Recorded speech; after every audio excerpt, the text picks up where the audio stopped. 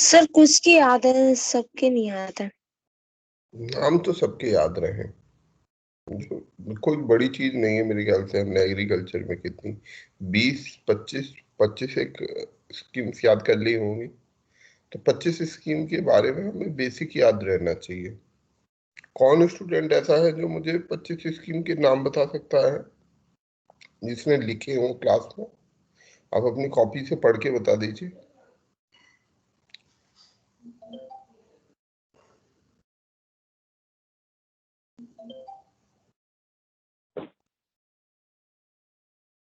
है कोई ऐसा जो बताएगा? जी सर। बताओ।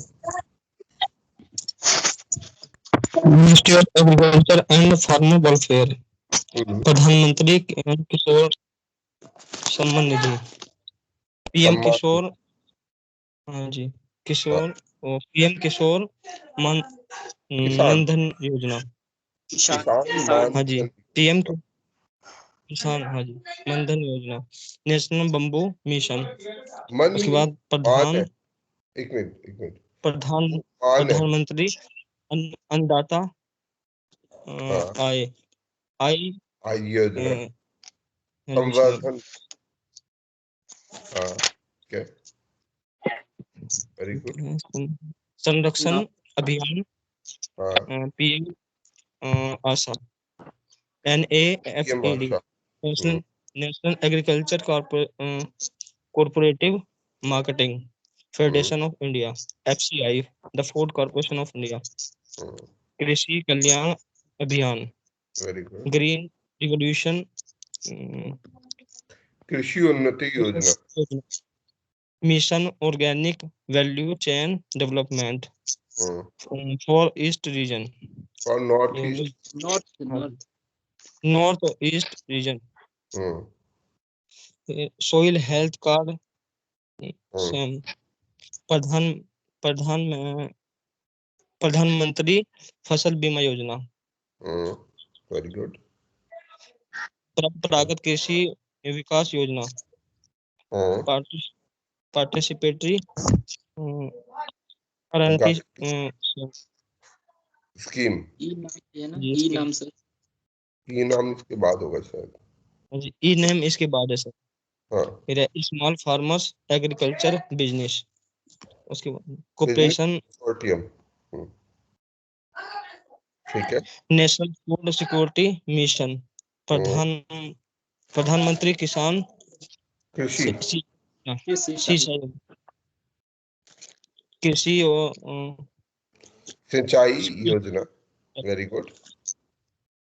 RKVY, RAFTAR, राष्ट्रीय कृषि विकास योजना के बाद PT दीनदयाल उपाध्याय उन्नत पंडित कृषि दीनदयाल उपाध्याय उन्नत योजना, योजना, ठीक है।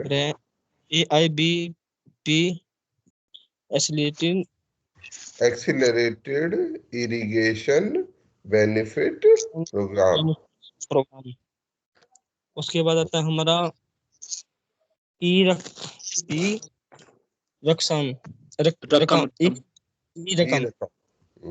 उसके बाद ई राष्ट्रीय किसान एग्रीकल्चर मंडी, उसके बाद national programme on use of space technology for agriculture, initiation और मिनिस्ट्री ऑफ एग्रीकल्चर। उसके बाद आता है जीरो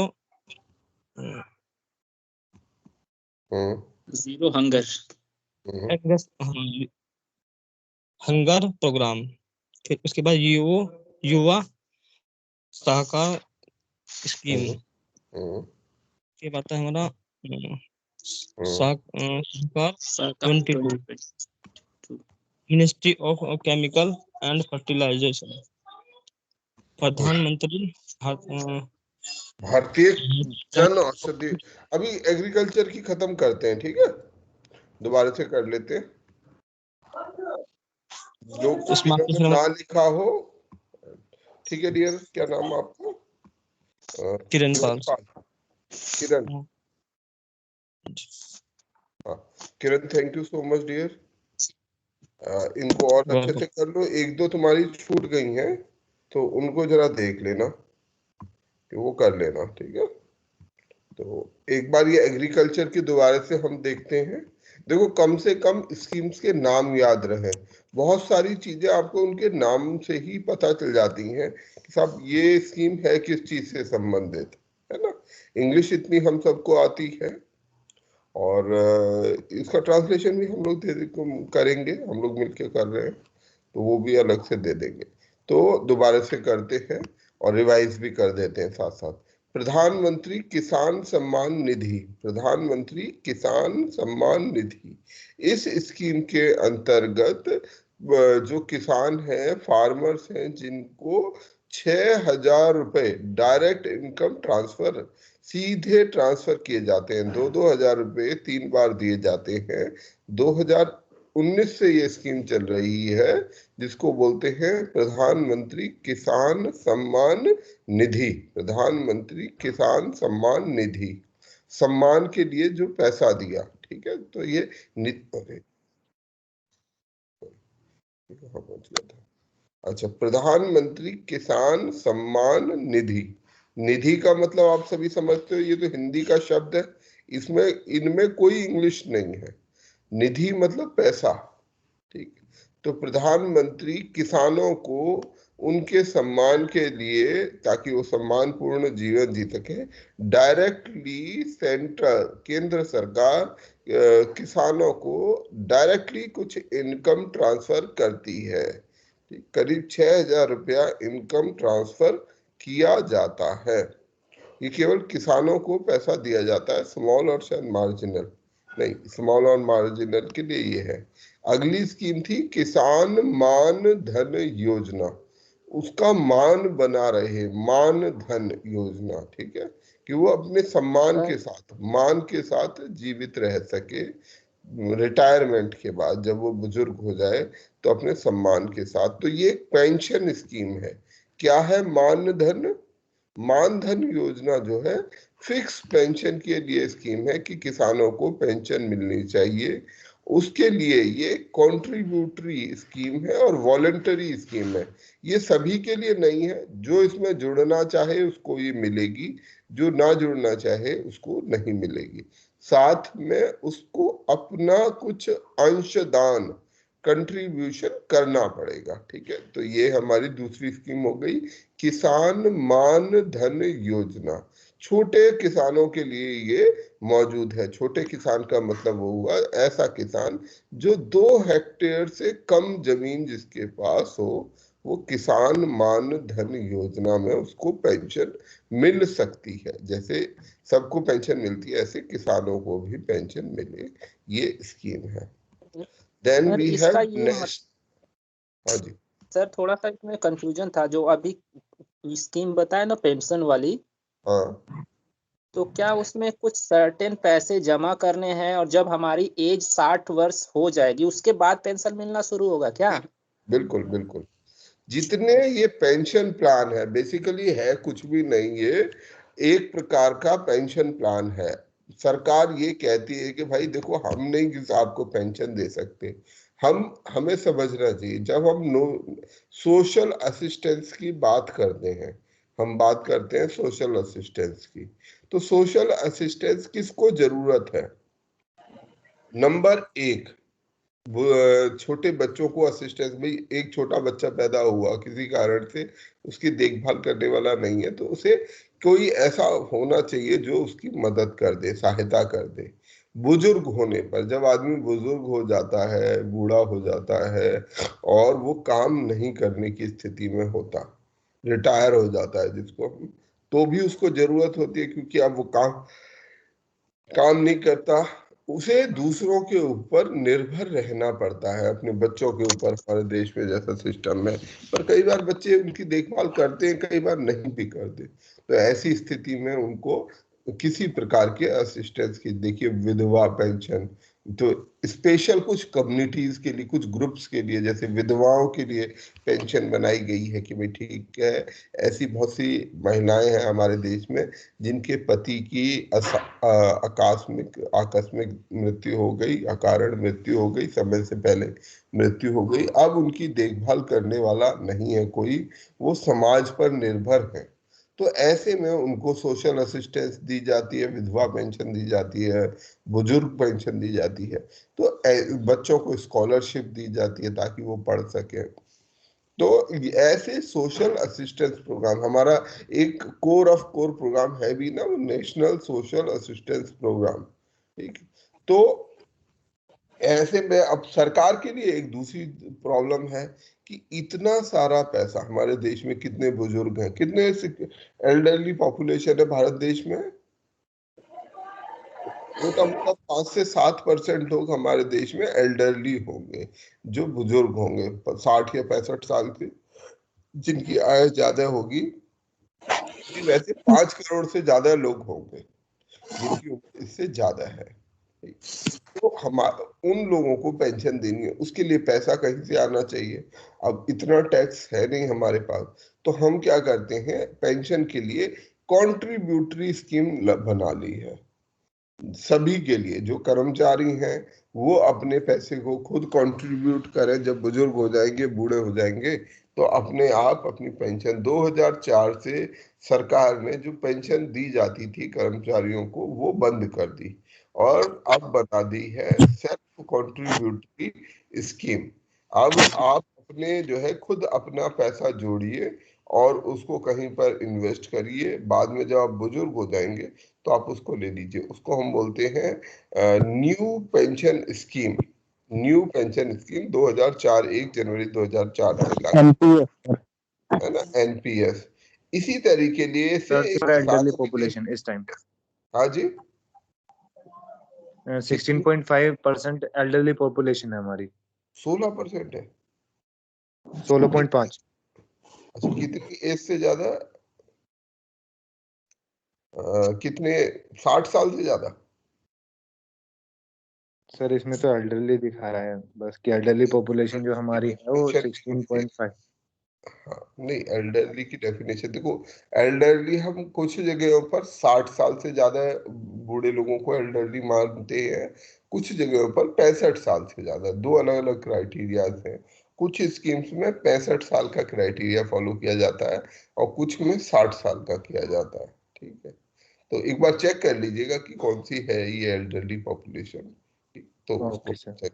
चलो ठीक है, 16% हमारी आबादी एल्डरली आबादी है। उस एल्डरली आबादी को हमें जीवनचर्या के लिए, अपनी जीविका के लिए कुछ पैसा देना है, तो उसके लिए हम कैसे वो करें, तो उसका प्रावधान ये बनाया गया कि लोग अपनी कम उम्र से ही, ठीक है, हम जब काम करने की स्थिति में होते हैं, जब हम रोजगार के लायक होते हैं, उसी समय अपने पैसे जोड़ना शुरू करें, धीरे धीरे पैसे जोड़ते जाएं और उस पैसे से जब हम रिटायर हों तो वही पैसा विद ब्याज हमें एज अ पेंशन धीरे धीरे करके मिलता रहे। तो इसको बोलते हैं हम पेंशन प्लान। तो ये हम अब धीरे धीरे भारत देश में जितने मजदूर हैं उनके लिए भी ऐसी स्कीम्स लाई गई हैं। श्रमिकों के लिए ऐसी स्कीम है, किसानों के लिए तो हम पढ़ ही रहे हैं कि मानधन योजना है। तो ये कंट्रीब्यूटरी स्कीम है, इसको आपको अपनी युवा अवस्था में पैसा इसमें डालना पड़ेगा। जितना पैसा आप डालेंगे उतना पैसा सरकार भी डालेगी, और उसके बाद जब वो 60 साल में आप रिटायर होगे, जब आप किसान हो, मतलब आप जब बूढ़े हो चुके होगे, तब आपको सरकार एक नियमित पेंशन देगी। सरकार भी नहीं देगी, बेसिकली एलआईसी कंपनी को इसके लिए नियोजित किया गया है, उसके लिए उसको तय किया गया है कि ये जो कंपनी है ये उसको पैसा देगी। ठीक, तो ये है हमारी पीएम किसान मान धन योजना। नेशनल बैम्बू मिशन, जो बांस के जो पैदावार है उसको बढ़ाने के लिए। प्रधानमंत्री अन्नदाता आय संरक्षण स्कीम, ठीक है, आय संरक्षण अभियान, ठीक है। तो हमारा अन्नदाता है, अन्नदाता मतलब किसान जो है, किसान की आय का संरक्षण करना है, उसकी आय को संरक्षित करना है, वो उसके लिए ये एक अभियान है। और इसको पीएम आशा भी बोलते हैं। इसको क्या भी बोलते हैं? पीएम आशा। एक हमारी आशा हेल्थ वर्कर होती है, एक्रेडिटेड सोशल हेल्थ एक्टिविस्ट, वो अलग है। ये आशा में डबल ए है, ध्यान रखिएगा। वो ASHA है, वो ASHA है, और ये आशा AASHA है। दोनों आशा है, ठीक, तो इसमें कंफ्यूज मत करिएगा। ये प्रधानमंत्री आशा या आशा स्कीम अगर किसानों से संबंधित आ जाए तो इसका मतलब है अन्नदाता आय संरक्षण अभियान। और अगर हेल्थ एक्टिविस्ट से, हेल्थ से संबंधित आए तो उसका मतलब होगा एक्रेडिटेड सोशल हेल्थ एक्टिविस्ट। वो हम आगे पढ़ेंगे भी, जब हेल्थ की स्कीम्स पढ़ेंगे तब उसके बारे में पढ़ेंगे। आप लिखना चाहें, आप सभी लोग जानते होंगे गांव में एक आशा वर्कर होती है। तो जो आशा वर्कर है, वो आशा वर्कर बेसिकली उसका पोस्ट का नाम होता है जिसका मतलब है एक्रेडिटेड सोशल हेल्थ एक्टिविस्ट। और ये वाली जो आशा है, ये आशा स्कीम का मतलब है कि हमें उसकी आय संरक्षित करनी है, सुरक्षित करनी है, जिसके लिए क्या क्या दिया गया है, जिसके लिए उसको प्राइस सपोर्ट स्कीम, कि उसकी कीमत निश्चित उसको मिल जाए। अगर कम कीमत मिलती है तो उसकी पेमेंट सरकार करे। और उसके मतलब प्राइवेट प्रोक्योरमेंट और स्टॉकिस्ट स्कीम ये पहले शुरू की गई थी, अब इसको और विस्तृत किया गया है इन 3 कानूनों में। NAFED, national agriculture food cooperative, national agriculture cooperative marketing federation of India, ठीक है, फूड के डिस्ट्रीब्यूशन के लिए, उसकी कोऑपरेटिव मार्केटिंग के लिए संस्था है। FCI food corporation of India है। फूड कॉरपोरेशन ऑफ इंडिया के 3 काम हैं। नंबर 1, किसानों के हित को सुरक्षित रखना, देश में फूड ग्रेन का डिस्ट्रीब्यूशन करना, वितरण करना, और बफर स्टॉक को मेंटेन करना। तो ये 3 काम करेंगे हम। फिर है कृषि कल्याण अभियान। कृषि कल्याण अभियान में हम फार्मिंग टेक्निक को, जो खेती की हमारी जो तरकीबें हैं, उनको बेहतर करने की कोशिश है कृषि कल्याण योजना।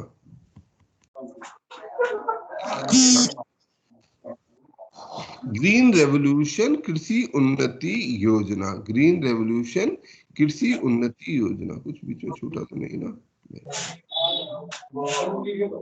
ग्रीन रेवोल्यूशन कृषि उन्नति। काइंडली अपना माइक्रोफोन ऑफ कर लीजिए सभी लोग।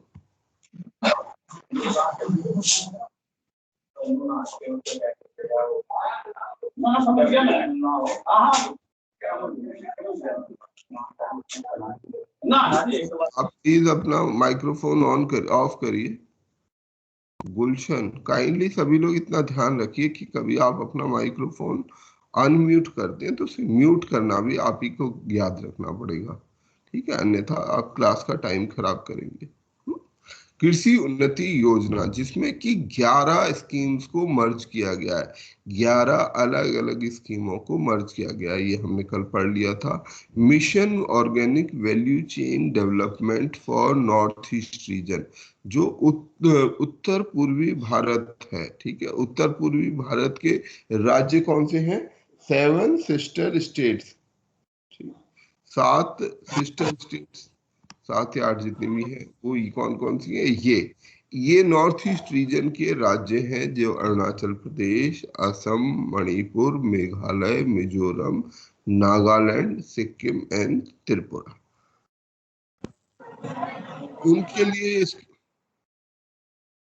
उनके लिए स्कीम है, ठीक है। अरुणाचल प्रदेश, असम, मणिपुर, मेघालय, मिजोरम, नागालैंड, सिक्किम और त्रिपुरा के लिए। फिर ये सॉइल हेल्थ कार्ड स्कीम, ये हमसे कल छूट गई शायद, हमने ये नहीं, हाँ की थी, नहीं की थी, ठीक है। तो इस सॉइल हेल्थ कार्ड स्कीम में, जिसके नाम से क्लियर है, देखिए ज्यादातर स्कीम अगर आप ध्यान से पढ़ेंगे, उनके नाम से उनका काम मोटे मोटे तौर पर क्लियर हो जाता है। सॉइल हेल्थ कार्ड स्कीम, जैसे बच्चों का हेल्थ कार्ड बनता है, जिसमें क्या होता है, बच्चों के हेल्थ कार्ड में उनकी हाइट कब क्या क्या रही, उनको टीके कौन से लगे, कब कब क्या क्या उनके साथ चीजें हुई, उसका एक रिकॉर्ड मेंटेन किया जाता है, वो एक हेल्थ कार्ड होता है। ऐसे ही हम अपने खेत का, हम अपनी जमीन का एक हेल्थ कार्ड बनाए कि भाई हमने इसमें कब कब क्या क्या समस्याएं हुई, किस तरह उसको ठीक किया गया, उसका एक रिकॉर्ड मेंटेन करें। और ये सॉइल हेल्थ कार्ड स्कीम है, राजस्थान में ये शुरू हुई थी।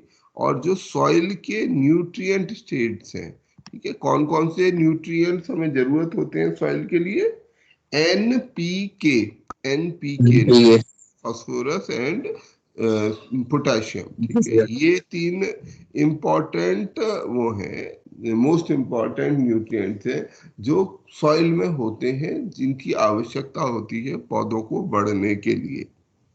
प्रधानमंत्री फसल बीमा योजना, ये स्कीम मुझे लगता है कल कहीं रह गई थी क्या, ये महत्वपूर्ण स्कीम है, ठीक है। ये स्कीम में, फसल बीमा योजना में, हमारी जो किसान है, अब फसल बीमा योजना, इसके नाम से भी क्लियर होना चाहिए क्या होगी ये स्कीम।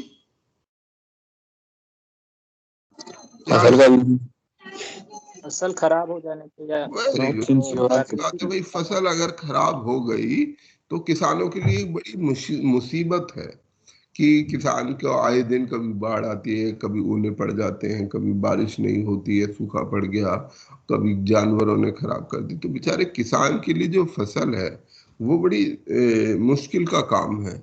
साल भर उसकी देखभाल करना और ठीक तरीके से फसल से पैदावार निकालना थोड़ा सा मुश्किल हो जाता है उसके लिए, कई कई कई कारणों से।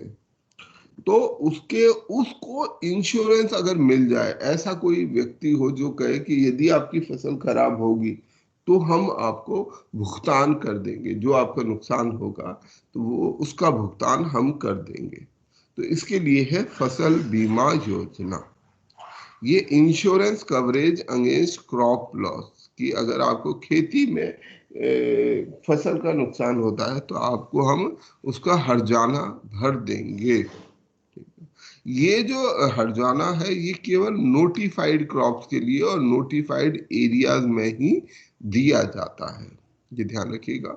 ये वहां पर कंपलसरी है नोटिफाइड एरियाज में, ऐसे एरिया में जहां ऐसा ज्यादा होता हो, और वो नोटिफाइड क्रॉप्स, कुछ सीमित क्रॉप्स, हर एक क्रॉप के लिए ये मौजूद नहीं है, हर क्रॉप के लिए मौजूद नहीं है, केवल नोटिफाइड क्रॉप जो विशेष रूप से पहचान की गई है जिन क्रॉप्स की, उनके लिए ये है। इसमें जो है वन टाइम प्रीमियम देना पड़ता है, वन टाइम प्रीमियम देना पड़ता है, पैसा इसमें भी देना पड़ता है, काइंडली ध्यान रखिएगा। जैसे रबी की फसल है उसमें 1.5%, खरीफ की फसल के लिए प्रीमियम 2%, और जो कॉमर्शियल क्रॉप्स हैं, हॉर्टिकल्चर क्रॉप्स हैं, उनके लिए 5% पैसा देना पड़ता है।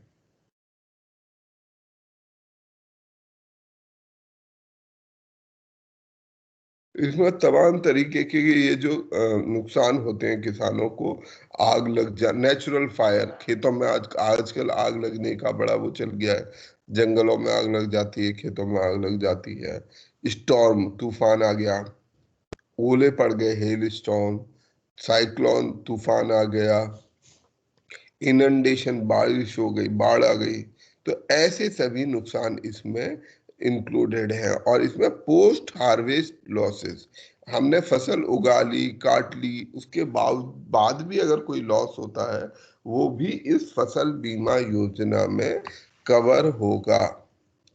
तो ये याद रखेंगे, फसल बीमा योजना। परंपरागत कृषि विकास योजना, परंपरागत कृषि विकास योजना हमारे देश में है ऑर्गेनिक फार्मिंग को बढ़ावा देने के लिए। जो हमारी परंपरागत कृषि हो रही थी, हमारी जो परंपरागत कृषि है, और आज के समय में या हरित क्रांति के बाद के समय में कृषि में क्या बदलाव आए हैं, कोई बताए? आपको वैसे पता है कृषि में जो हरित क्रांति के बाद सबसे महत्वपूर्ण बदलाव आए, जिसके कारण बहुत तेजी से हमारी जो है प्रोडक्शन बढ़ी।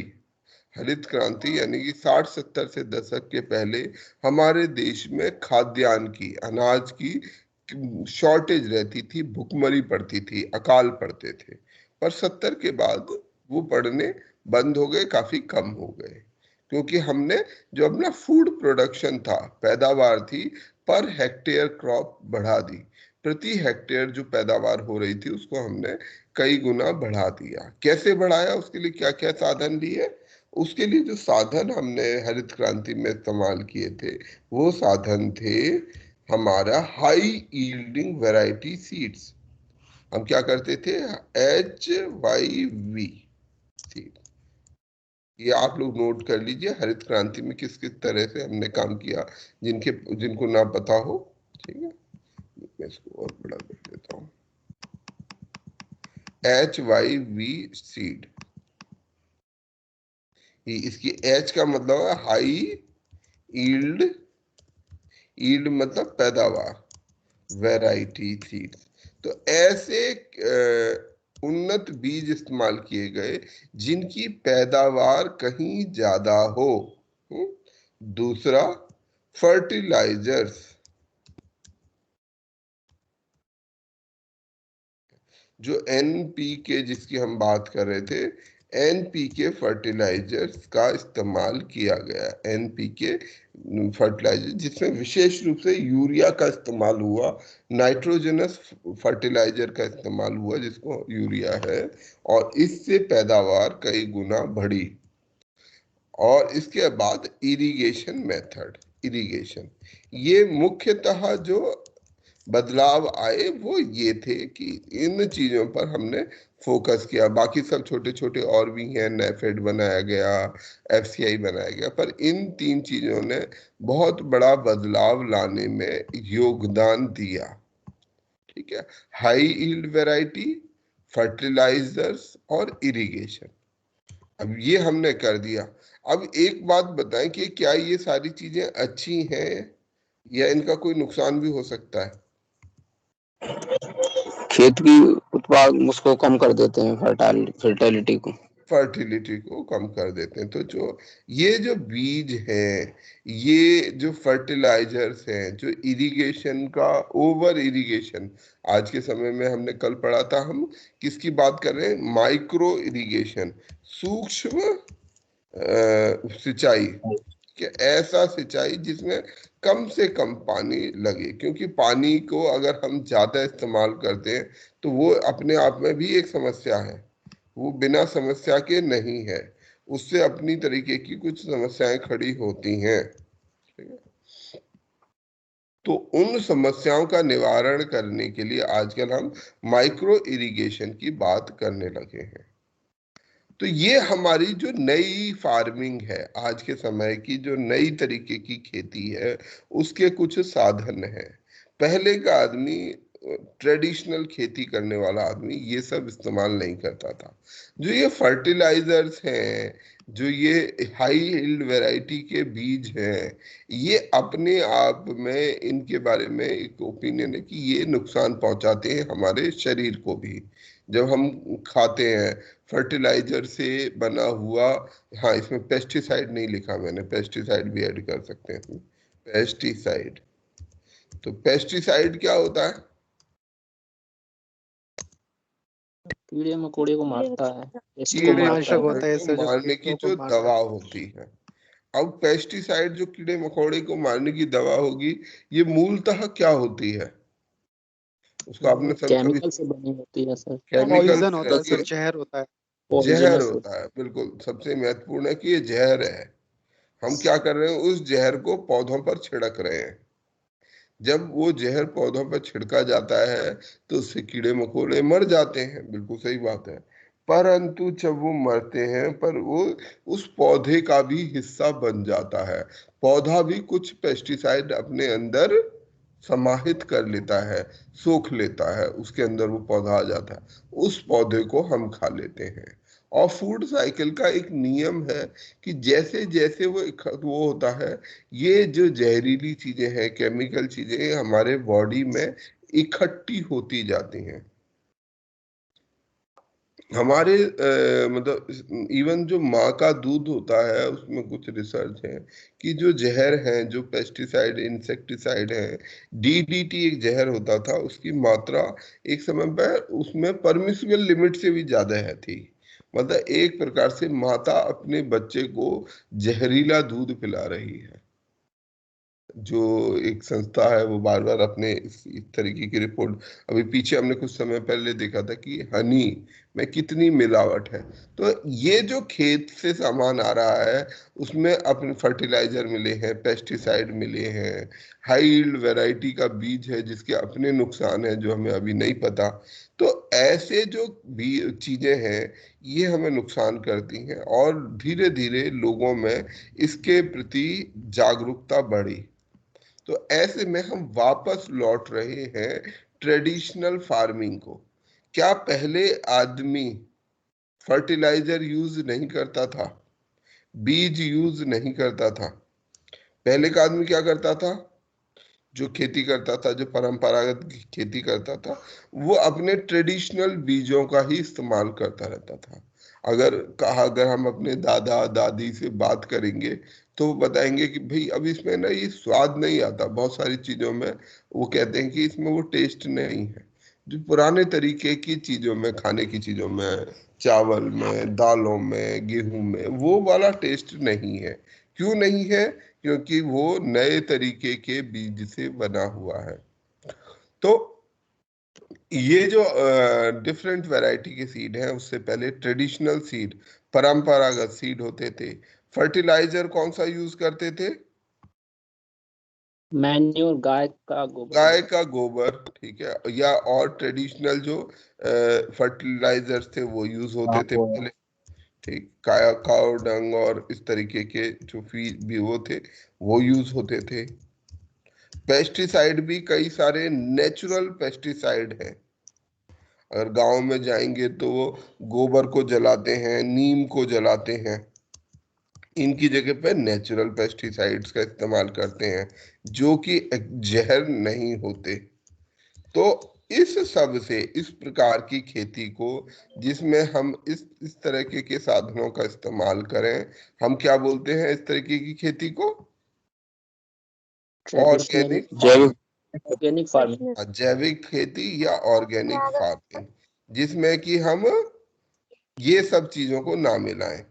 तो ऑर्गेनिक फार्मिंग अगर किसी को ना पता हो, वैसे तो मैं उपेक्षा रखता हूँ सबको पता होगा, पर फिर भी अगर किसी को ना पता हो तो लिख लीजिए ऑर्गेनिक फार्मिंग या जैविक खेती, जो हमारे ट्रेडिशनल मेथड से की जाती थी। उसी खेती को प्रमोट करने का काम है इस योजना का, जिसे हम बोल रहे हैं परंपरागत कृषि विकास योजना। तो हमारी जो परंपरागत कृषि थी, ट्रेडिशनल खेती थी, जिसको आज के समय में अंग्रेजी नाम दिया गया है ऑर्गेनिक फार्मिंग, उसको बढ़ावा देने के लिए ये स्कीम है जिसका नाम है परंपरागत कृषि विकास योजना। ये ई नाम हमने कल पढ़ा था, इलेक्ट्रॉनिक नेशनल एग्रीकल्चर मार्केट, जिसमें कि किसान अपने सामान को, अपनी जो उपज है उसको ट्रेडिंग पोर्टल पर बेच सकता है, वेबसाइट के थ्रू बेच सकता है। पार्टिसिपेटरी गारंटी स्कीम, ये पार्टिसिपेटरी गारंटी स्कीम जो है FSAAI की स्कीम है, जिसमें किसानों को प्रोत्साहन दिया जाता है कि वो अपने खेतों में ज्यादा से ज्यादा ऑर्गेनिक फूड बनाए, जिसको भी हमने पढ़ा ना परंपरागत कृषि, उसी में उसी का हिस्सा है कि किसान को हम बढ़ावा दें कि वो ज्यादा से ज्यादा ऑर्गेनिक फूड उगाए, जैविक खेती करे। पर जैविक खेती के लिए एक विशेष चीज चाहिए। क्या चीज चाहिए होगी?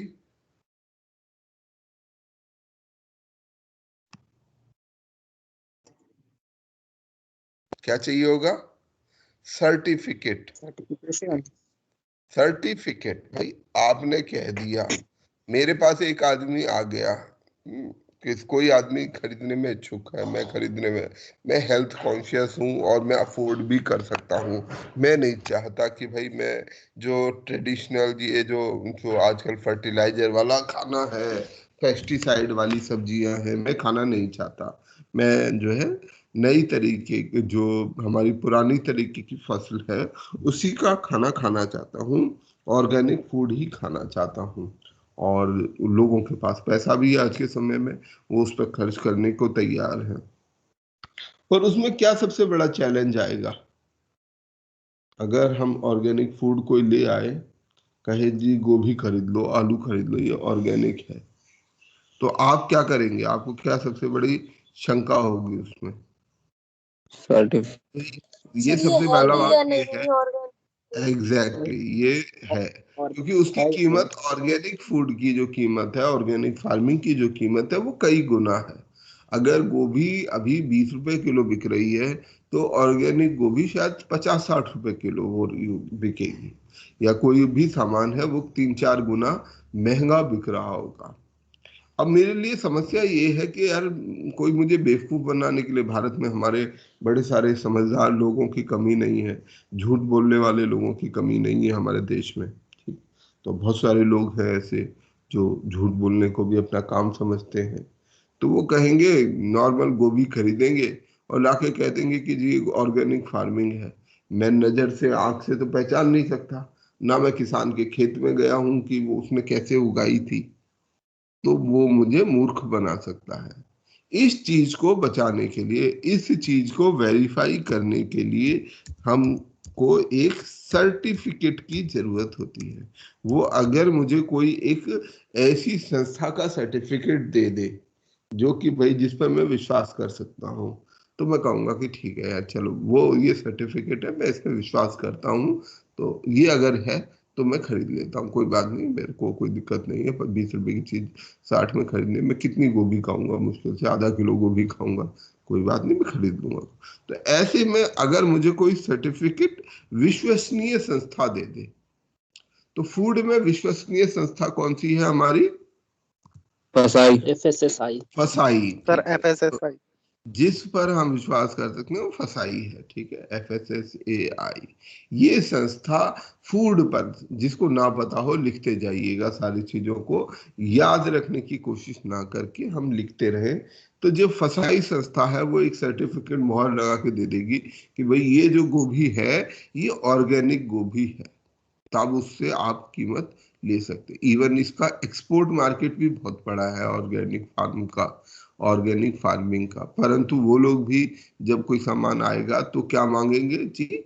सर्टिफिकेट लगाओ, हमें पता कैसे चले कि आप जो कह रहे हो वो है भी ये झूठ। तो अगर भारत सरकार की एक विश्वसनीय संस्था ये कह रही है कि ये ऑर्गेनिक फूड है, तो हमारे को फिर उसे मान लेना चाहिए, ठीक है। तो अब हम मान लेंगे। अब किसान के पॉइंट ऑफ व्यू से देखते हैं, किसान को ये सर्टिफिकेट लेना है। अब भारत देश में किसी भी चीज का सर्टिफिकेट लेना, लाइसेंस लेना बड़ा झंझट है, उसमें पैसे भी लगते हैं, परेशानी भी होती है, खर्चा भी होता है। तो ऐसे में हमारा किसान क्या ये सर्टिफिकेट ले पाएगा? अगर वो करना भी चाहे, गोबर लेना कोई बड़ी बात नहीं, किसान हमारे बहुत सारे गोबर इकट्ठा कर लेंगे। नीम के पत्ते का जो पेस्टिसाइड है वो आसानी से बना लेगा। परंतु ये सर्टिफिकेट उसके लिए सबसे बड़ा सरदर्द है, वो ये बेचारा कहाँ से लाएगा? तो ऐसे में सरकार की ये स्कीम है जिसका नाम है पार्टिसिपेटरी गारंटी स्कीम, ठीक है। पार्टिसिपेटरी गारंटी स्कीम, जिसमें फसाई के थ्रू जो है एग्रीकल्चर मिनिस्ट्री ये उनको, ऐसे किसानों को इंसेंटिवाइज करेगी, मतलब उनको प्रोत्साहन देगी, उनको आर्थिक और दूसरे तरीके से प्रोत्साहित करेगी कि भाई आप ये सर्टिफिकेट लो, ऑर्गेनिक फूड उगाओ और उसका सर्टिफिकेट लो, ठीक है। तो ये सर्टिफिकेट, ये लोगो जो रहेगा, ये लोगों से उनकी कीमत बहुत ज्यादा बढ़ सकती है। इसका एक सेंटर है ऑर्गेनिक फार्मिंग का, जो गाजियाबाद में है, national centre for organic farming.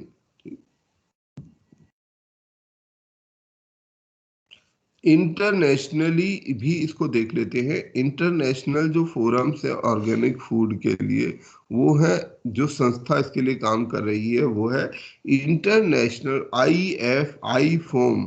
ये नोट कर लीजिए आप, आई फोम। क्योंकि अंतरराष्ट्रीय जगत में भी किसी को भाई ये विश्वास, वो उसको प्रोत्साहन देना पड़ेगा कि हमें ऑर्गेनिक फूड खाना चाहिए। तो आई फोम ये संस्था है, ठीक है, ये इसके लिए काम करती है, international federation of organic agriculture movement, ठीक है। और ये बॉन बेस्ड ग्लोबल अम्ब्रेला ऑर्गेनाइजेशन है। मेरे ख्याल से बॉन शहर जर्मनी में है, बॉन शहर में है ये। तो ये जो है आई फॉर्म, ये संस्था है। भारत इसकी एक पार्टिसिपेटरी ऑर्गेनाइजेशन है। Small farmer agriculture business consortium, ये हमने कर लिया था। नेशनल फूड सिक्योरिटी मिशन हमने कल देखा था कि नेशनल फूड सिक्योरिटी मिशन, जिसके अंदर हम खाद्यान्न का उत्पादन बढ़ाने के लिए देश में काम कर रहे हैं। खाद्यान्न का उत्पादन बढ़ाने के लिए हम काम कर रहे हैं, जिसमें हमें 2 एरियाज में काम करना पड़ेगा। नंबर 1, हमें अपनी प्रोडक्टिविटी, पैदावार को बढ़ाना पड़ेगा। हमारी जो पैदावार है वो कितनी है पर हेक्टेयर? शायद 2000 केजी पर हेक्टेयर, जबकि यूएस में है 7,500 केजी पर हेक्टेयर। हमने याद की थी ना, साउथ ईस्ट एशिया में हमसे 2 या 2.5 गुनी ज्यादा है। तो हमारी जो पैदावार है वो पैदावार पर हेक्टेयर क्रॉप हमारी काफी कम है, और वहां काफी हद तक, यानी कि हम 3 गुना तो अपना प्रोडक्शन केवल पैदावार बढ़ाकर कर सकते हैं। अगर अमेरिका में किसी चीज की पैदावार बढ़ सकती है तो हमारे देश में क्यों नहीं बढ़ सकती? हम भी भाई ज्यादा बढ़ा सकते हैं, और अगर वो बढ़ जाएगी तो हमारे किसान की आय कई गुना बढ़ सकती है। तो ये जो फूड सिक्योरिटी मिशन है वो प्रोडक्टिविटी और एरिया कवरेज, 2 चीजों पर काम करेगा। एरिया कवरेज कि भाई हमारा ज्यादा से ज्यादा मैकेनाइजेशन, मशीन के द्वारा, ये सब जो अप्रोच है ये इसमें अपनाई जाएंगी नेशनल फूड सिक्योरिटी मिशन में। और इसका मैंने याद करने का अपना जो फॉर्मूला बनाया था वो था 10-8-3, 10-8-3। तब जो है ये कॉमर्शियल क्रॉप वाला आइटम नहीं आया था। ये जो कॉमर्शियल क्रॉप यहाँ पे दिखाई दे रही है, तो फूड सिक्योरिटी मिशन में उस समय पर ये नहीं था। तब था केवल राइस, व्हीट एंड मोटा अनाज, ठीक है। जो कोरस सीरियल्स है वो इसमें इंक्लूडेड होते थे। तब मैंने याद किया था 10-8-3। आप याद कर सकते हो 10-8-4-3, 10-8-4-3। 10 मिलियन टन प्रोडक्शन बढ़ाना है हमें राइस का, 8 मिलियन टन प्रोडक्शन बढ़ाना है व्हीट का, 4 मिलियन टन कॉमर्शियल क्रॉप्स का, और 3 मिलियन टन कॉमर्शियल जो कोरस सीरियल्स हैं, ठीक है, जो मोटा अनाज है उसका पैदावार। मोटा अनाज बोलेंगे तो मक्का, ज्वार, बाजरा, ये जो है मोटा अनाज कहलाता है। और ये ध्यान रखिएगा कि नेशनल, इसको जो फूड सिक्योरिटी मिशन है उसको चलाता है मिनिस्ट्री ऑफ एग्रीकल्चर, और दूसरा है फूड सिक्योरिटी एक्ट, जिसमें उस दिन मैं कंफ्यूज हो रहा था, ठीक है। तो जो फूड सिक्योरिटी एक्ट है वो एक डिफरेंट चीज है, जिसमें मिशन और एक्ट दोनों अलग है। एक्ट में हमने ये सुनिश्चित करने की कोशिश की है कि भाई सबको फूड उपलब्ध हो। यहाँ फूड की पैदावार की बात है, अवेलेबिलिटी की बात है, वह एक्ट में उपलब्धता की बात है। तो जो फूड सिक्योरिटी एक्ट है वो मिनिस्ट्री ऑफ कंज्यूमर अफेयर द्वारा चलाया जाता है। कृषि सिंचाई योजना हमने कर ली थी। Climate resilient agriculture, national initiative on climate resilient agriculture, कृषि विज्ञान केंद्र हमने किया था। मेरा गांव मेरा गौरव, ये कर लिया था हमने। मेरा गांव मेरा गौरव में बेसिकली इस स्कीम में हम अपने किसानों को और अपने वैज्ञानिकों को एक साथ जोड़ दें, ये इसका प्रयास है। किसानों को और वैज्ञानिकों को, जिससे किसानों को सही तरीके की टेक्निकल इंफॉर्मेशन मिलती रहे, समय समय पर सही जानकारी जो होनी चाहिए वो उनको मिल जाए। और इसमें जो ICAR के साइंटिस्ट हैं और जो तमाम एग्रीकल्चर यूनिवर्सिटी के साइंटिस्ट हैं, उनको एनकरेज किया जा रहा है कि वो जगह जगह गांव में ऐसे सेंटर्स बनाए ताकि हम किसानों तक उस नॉलेज को ट्रांसफर कर पाए। नॉलेज ट्रांसफर इसका एक बहुत बड़ा ऑब्जेक्टिव है। RKVY रफ्तार, राष्ट्रीय कृषि विकास योजना रफ्तार, ठीक है, ये सेंट्रली स्पॉन्सर्ड स्कीम है, ठीक है ना। कृषि विकास योजना ये एक सेंट्रली स्पॉन्सर्ड स्कीम है और उसकी फुल फॉर्म है रेम्यूनरेटिव अप्रोच। रफ्तार की है remunerative approaches for agriculture and allied sector rejuvenation, कि हम अपने एग्रीकल्चर को में रेम्यूनरेटिव अप्रोच का मतलब होता है जहां उसको धन के शक्ल में दिया जाए, रेम्यूनरेशन मिले, कुछ उसको उससे आमदनी हो, तो रेम्यूनरेटिव अप्रोच हो एग्रीकल्चर और अलाइड सेक्टर के रिजुविनेशन के लिए, ठीक है। इस RKVY स्कीम के अंदर में ये सब छोटी छोटी सी अलग अलग स्कीम है, जिनका है BGREI, bringing green revolution to eastern India, ठीक है। हम ईस्टर्न इंडिया, हमारा पूर्वी भारत ऐसा है जहां ग्रीन रेवोल्यूशन का बेनिफिट आज भी नहीं मिला। बिहार, उड़ीसा, झारखंड की बात करें तो वहां आज भी हरित क्रांति का कोई लाभ उनको प्राप्त नहीं हुआ। हरित क्रांति का मुख्यतः लाभ पंजाब, हरियाणा और वेस्टर्न यूपी के किसानों को मिला, परंतु जो पूर्वी भारत है उसके किसानों को इसका फायदा नहीं मिल सका है। दूसरी है additional fodder development programme, AFDP। Fodder क्या होता है? चारा। फोर्डर होता है चारा, चारा, ठीक है। तो हमने ये दूसरा बनाया कि हम एडिशनली चारे पर भी काम करें। खाली हम खेती की बात ना करें कि मतलब जो मेन फसल है, जो अन्न है, अनाज है, उसके अलावा भी किसान की आय हो सकती है, और डायरेक्टली या इनडायरेक्टली। जैसे यदि चारे का उत्पादन बढ़ता है तो चारे का उत्पादन बढ़ेगा तो क्या होगा? किसान क्या करता है, जब अपनी फसल बोता है उसके साथ ही चारा भी बो देता है, ठीक है। चरी, चरी बोलते हैं हमारी तरफ, हम लोगों के यहाँ तो चरी बो देता है, पैरेलली चरी बो देता है, उस चरी को अपने गाय भैंस को खिलाने के लिए इस्तेमाल कर लेता है। तो ये जो फोर्डर है, ये जो चरी है, चारा है, ये चारा क्या होगा, जब उसको गाय भैंस को खिलाकर वो एक तो अपनी खेत से इनकम कुछ बना लेगा, ठीक है, फसल बोई, फसल में कुछ पैसा मिल गया, और कुछ जो इनकम है वो उसे गाय भैंस पाल कर हो जाएगी। तो चारे का डेवलपमेंट भी इम्पोर्टेंट है। तो ये दूसरा प्रोग्राम है फॉर्डर डेवलपमेंट। जिसको इसका मतलब ना पता हो फॉर्डर का, वो प्लीज लिख लेना। सैफरन मिशन, सौंफ, सैफरन नहीं, केसर, केसर, ठीक है। तो ये सैफरन जो होती है ये खास तौर में जम्मू कश्मीर में होती है, और वहां के लिए ये बहुमूल्य फसल हो सकती है, कि सैफरन जो है पूरे सब जगह इस्तेमाल किया जाता है और बेशकीमती है, बहुत अच्छे पैसे मिल जाते हैं। क्रॉप डाइवर्सिफिकेशन प्रोग्राम, कि हम अपनी फसलों में विविधता लाएं, हमारे किसान को हम एनकरेज करें कि अपनी फसलों में विविधता लाए। ऐसा ना करें कि वो एक ही प्रकार की जो फसल है उसको बोता रहे, उससे उसको नुकसान होगा। पांचवी जो चीज है वो रिलेटेड है हेल्थ एंड डिजीज कंट्रोल से, live stock health and disease control. Live stock किसको बोलते हैं? आप लोग इसको मतलब लिख लीजिए। लाइव स्टॉक का मतलब होता है पशुधन। पशुधन, लाइव स्टॉक को हिंदी में बोलेंगे तो पशुधन। पशु का जो हम पालते हैं, जो जीव, जो पशुओं को पालते हैं, उनके अंदर उनके स्वास्थ्य का ध्यान रखना है और बीमारियों को कंट्रोल करना है। तो live stock health and disease control. दूसरा है फुट एंड माउथ डिजीज, ठीक है, फुट एंड माउथ डिजीज, ये भी एक पशुधन की बीमारी है, बफेलो और काऊ की बीमारी है, फुट एंड माउथ डिजीज।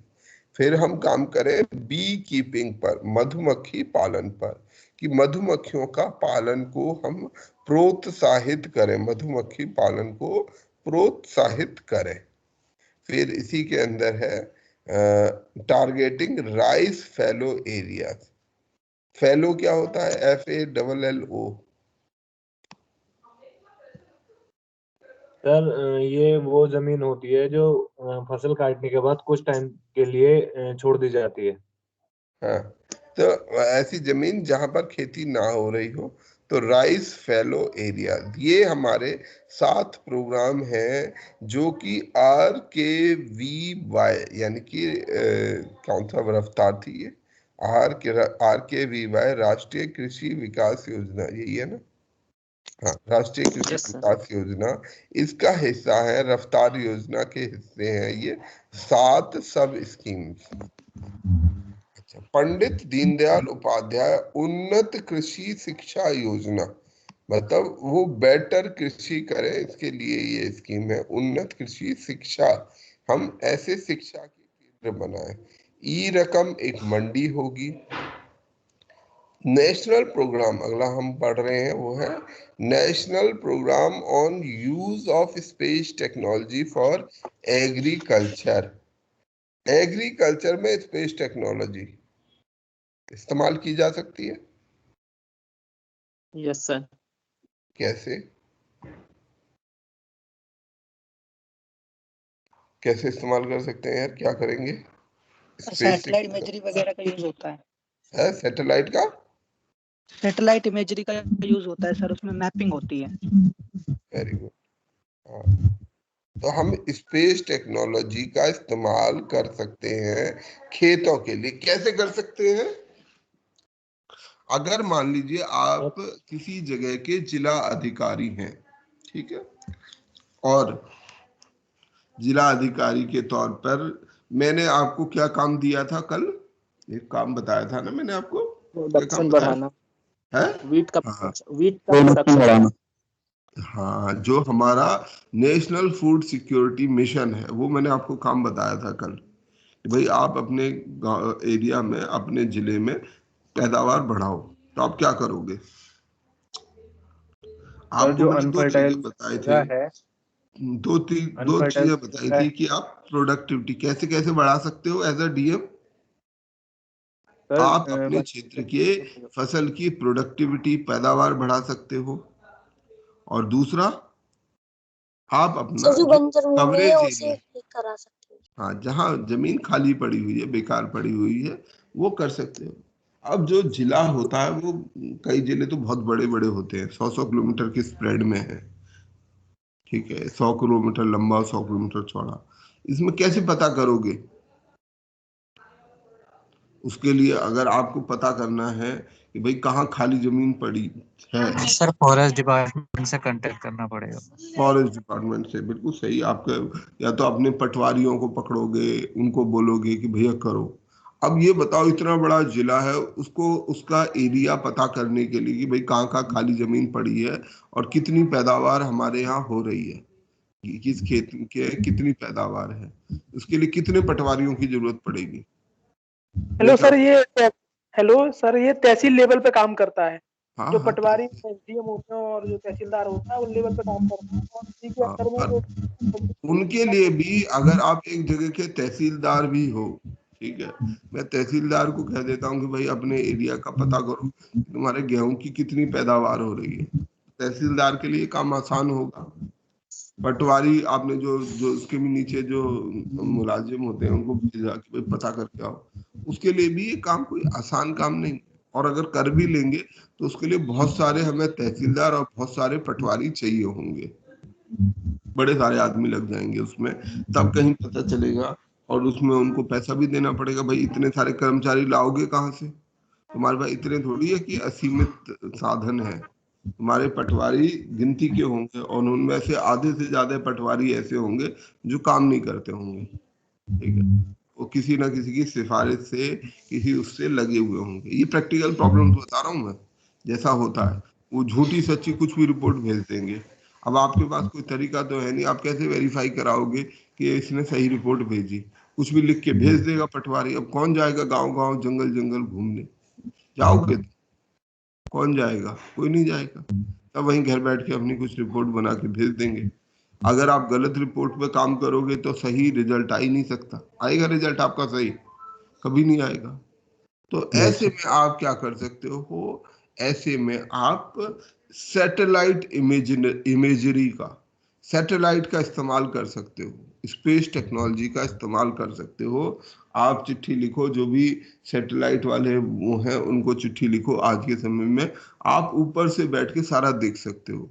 जो सैटेलाइट इमेजरी है वो आपको बता सकती है कि किस किस एरिया में कितना गेहूं लगा हुआ है, कितना चावल लगा हुआ है, कहाँ फसल कितनी अच्छी है। मतलब कुछ हद तक आपकी ईल्ड को भी वो प्रिडिक्ट कर सकता है। तो आपके पूरे जिले की रिपोर्ट कि आपके जिले में कितना गेहूं बोया गया है, आपके जिले में कितना चावल उगेगा, कितनी और फसलें, गन्ना उग रहा है, आपके यहाँ कितना खाली जमीन पड़ी हुई है, ये सारी जानकारी आपको वो सैटेलाइट इमेजरी से मिल सकती है। सैटेलाइट आपको बता सकता है, जीपीएस आपको बता सकता है। तो ये तो बहुत बढ़िया चीज है। इतने सारे पटवारी की जगह थोड़ी सी मुझसे आपको ये इंफॉर्मेशन पता चल जाएगी।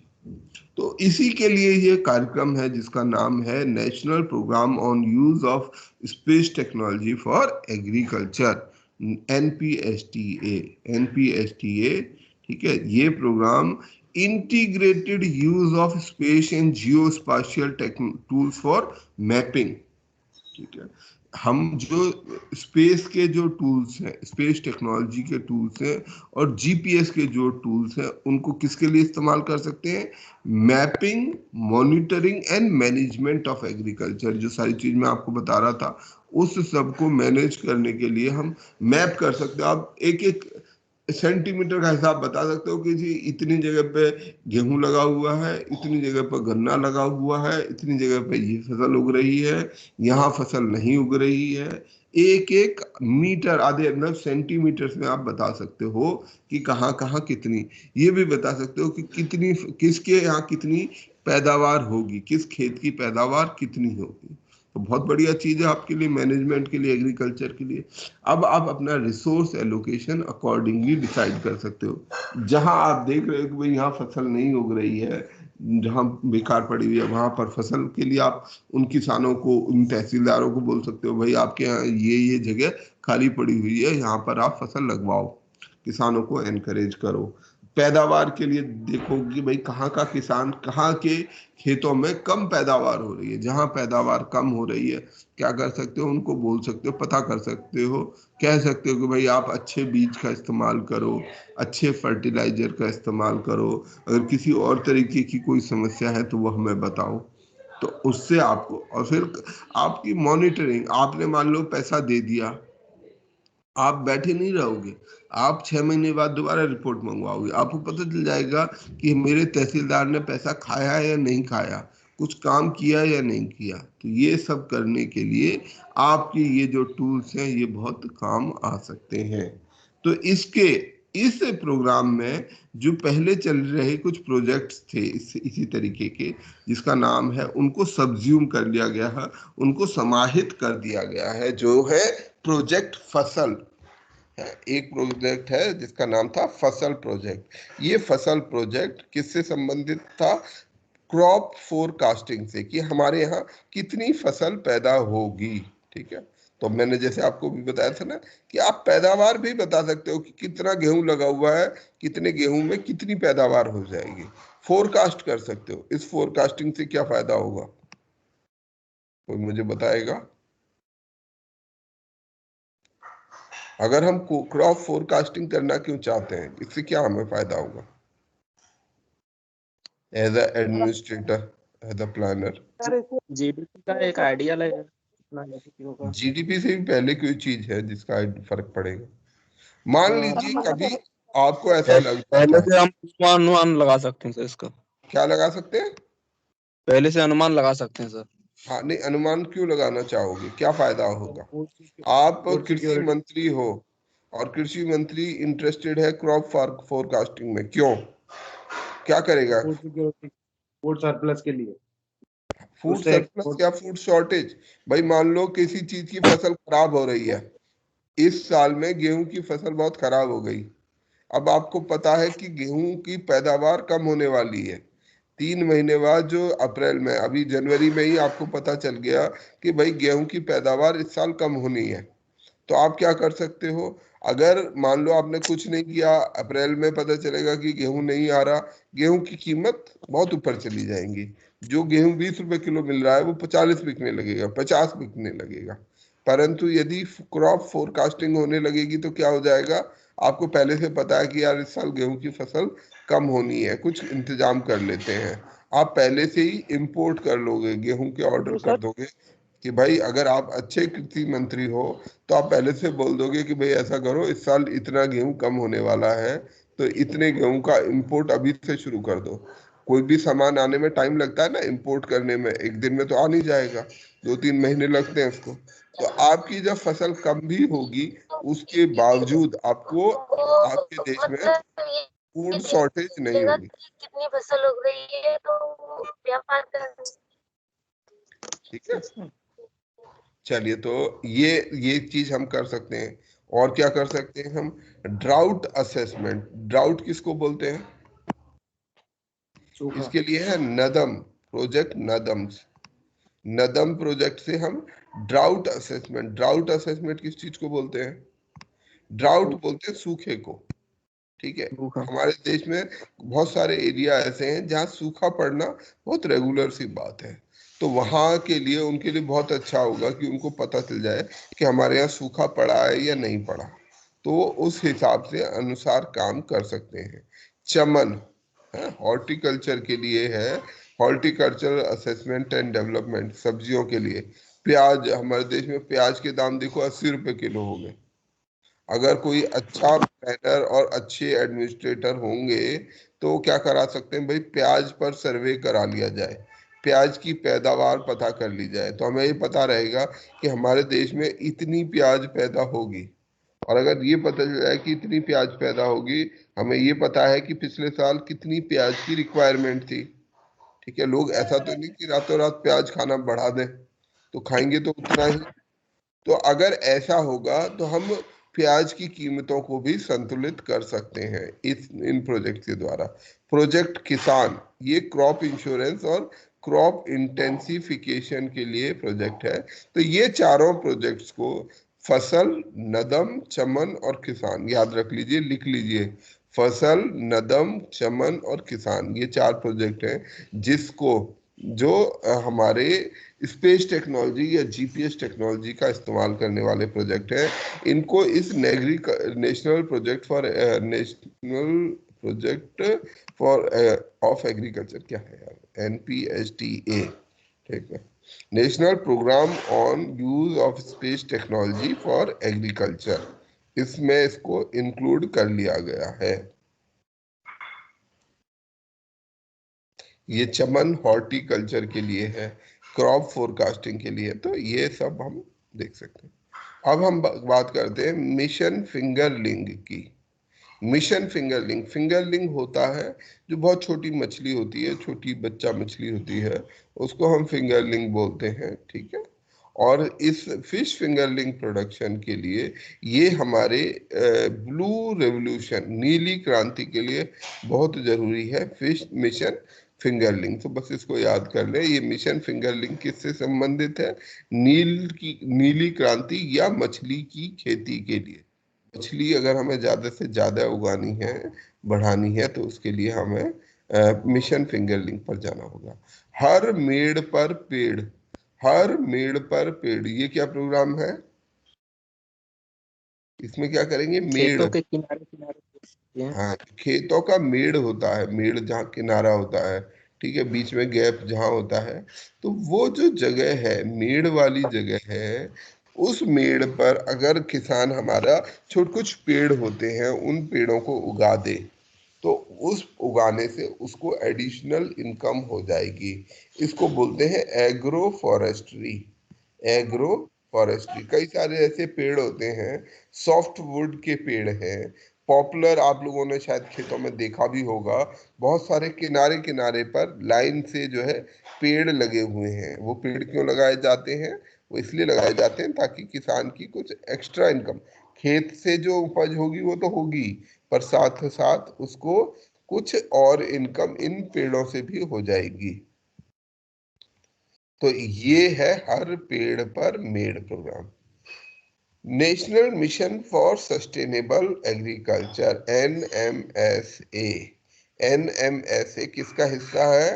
हमारे national programme, national action programme on climate change. उसके 8 सब मिशंस हैं। नेशनल NAPCC, आपको शायद कुछ को पता होगा।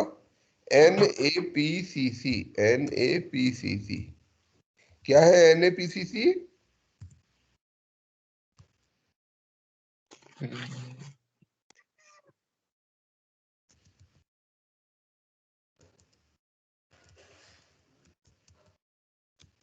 ठीक है, national action plan for climate change. Okay, okay national action plan for climate change. Okay, तो ये है, इसमें क्या किया जाएगा national action plan for climate change में? NAPCC में क्या क्या किया जाएगा बताओ, कोई तो सस्टेनेबल एग्रीकल्चर। एक हो गया वो, इसमें 8 हैं, पुराने लोग बताएंगे भैया। बताओ भाई, 8 प्रोग्राम महत्वपूर्ण है ये NAPCC। कोई है?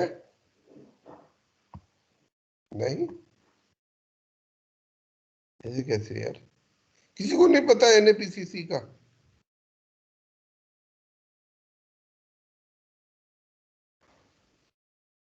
आई कांट बिलीव इट, ऐसे कैसे हो रहा है भाई? जो सोलर मिशन है, हिमालयन मिशन, ग्रीन मिशन, वो किसी को नहीं पता? वाटर मिशन, आप हो क्लास में? सर सोलर मिशन है वो कुसुम योजना के तहत है, वो मतलब जिसमें एग्रीकल्चर प्लस सोलर मिक्स है, वो कुसुम योजना के तहत है। हाँ। और ओनली सोलर मिशन है वो NTPC द्वारा चलाया जा रहा है। नहीं कौन था? Solar mission, water mission, green India mission, हाँ 2-3 ही याद है सर। 2-3 याद है।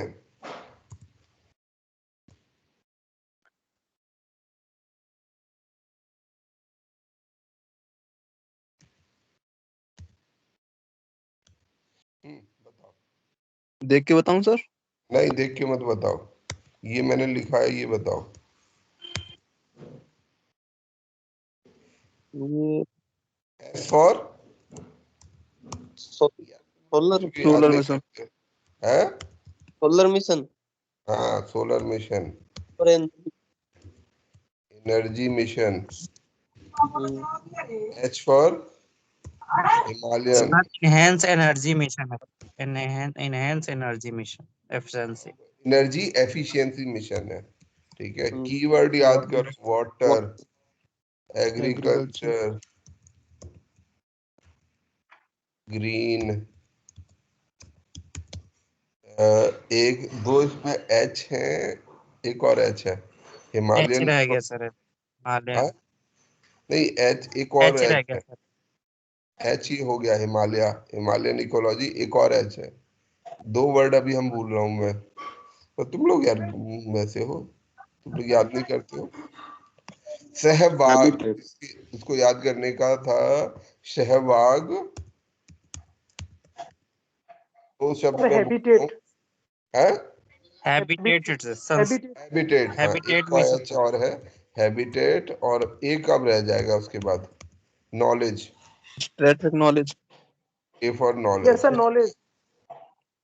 हाँ तो यार पहले बोलना चाहिए, अब तो मैंने लिख दिया, तुम लोग तो मुझे निराश कर रहे हो, यानी पढ़ नहीं रहे हो गए ये सारे के सारे। ये प्लेयर है सहवाग, के सहवाग, याद कर लो इसमें क्या है। क्या प्लेयर, क्रिकेट देखते हो आप लोग? मैं तो खैर नहीं देखता, आप लोग तो देखते ही होगे, तो इसे याद करने में क्या यस सर। प्रश्न। हो गए याद 8 के 8। सोलर मिशन है, एनर्जी मिशन है, हिमालयन इकोलॉजी मिशन है, हैबिटेट मिशन है, वाटर मिशन है, ग्रीन इंडिया मिशन है, एग्रीकल्चर मिशन है, नॉलेज मिशन है, नॉलेज ट्रांसफर कुछ मिशन है। तो बस ये मिशन है national action plan on agriculture के। डियर ज्यादा से ज्यादा पढ़ो, ठीक है, ज्यादा से ज्यादा अपना दायरा बढ़ाओ और याद करने की कुछ ट्रिक्स करो, ठीक है।